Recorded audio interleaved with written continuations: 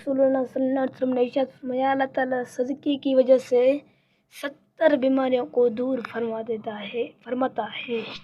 رسول اللہ صلی اللہ علیہ وسلم نے ارشاد فرمایا، اللہ رب العزت جو بادشاہوں کا بادشاہ ہے، ہمیں ہر رات اپنے سامنے کھڑے ہونے اور مناجات کے لیے پکارتا ہے اور بلاتا ہے، حالانکہ وہ ہماری عبادت کا محتاج نہیں۔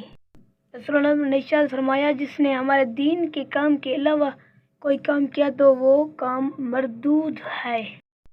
رسول اللہ صلی اللہ علیہ وسلم نے ارشاد فرمایا، سب عبادتوں سے جلدی ثواب والی عبادت صلح رحمی ہے۔ غزالی علیہ السلام نے فرمایا، گناہ ایک ایسی زنجیر ہے جو بندے کو نیکیوں اور اطاعت الہی کے راستے پر چلنے سے روک دیتی ہے۔ رسول اللہ صلی اللہ علیہ وسلم نے ارشاد فرمایا، جس نے میری اطاعت کی وہ جنت میں داخل ہوگا۔ حضرت علی نے فرمایا، سب سے بہتر وہ لقمہ ہے جسے اپنی محنت سے حاصل کیا جائے۔ رسول اللہ صلی اللہ علیہ وسلم نے ارشاد فرمایا، تم میں سب سے بہتر وہ ہے جو قرآن پڑھے اور پڑھائے۔ رسول اللہ صلی اللہ علیہ وسلم نے ارشاد فرمایا، جو حق پر ہوتے ہوئے جھگڑا چھوڑ دے اس کے لیے جنت کے درمیان گھر بنایا جائے گا۔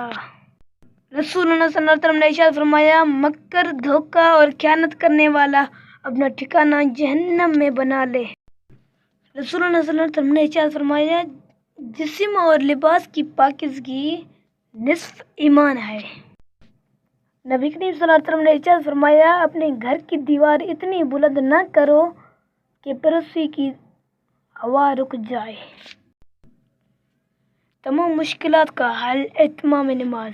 فرمان الہی ترجمہ، صبر اور نماز کے ذریعے اللہ تعالیٰ سے مدد طلب کرو۔ یہ نماز بہت بھاری ہوتی ہے سوائے ان لوگوں کے جو اللہ سے ڈرنے والے ہیں۔ رسول اللہ صلی اللہ علیہ وسلم نے ارشاد کہ رسول اللہ کو جب کوئی مشکل پیش آتی یا کسی بات سے غمگین ہوتے تو آپ صلی اللہ علیہ وسلم نماز پڑھنے لگتے۔ حضرت ابوبکر صدیق رضی اللہ تعالیٰ عنہ نے فرمایا، نیکی ذلت کی برائیوں سے بچا لیتی ہے۔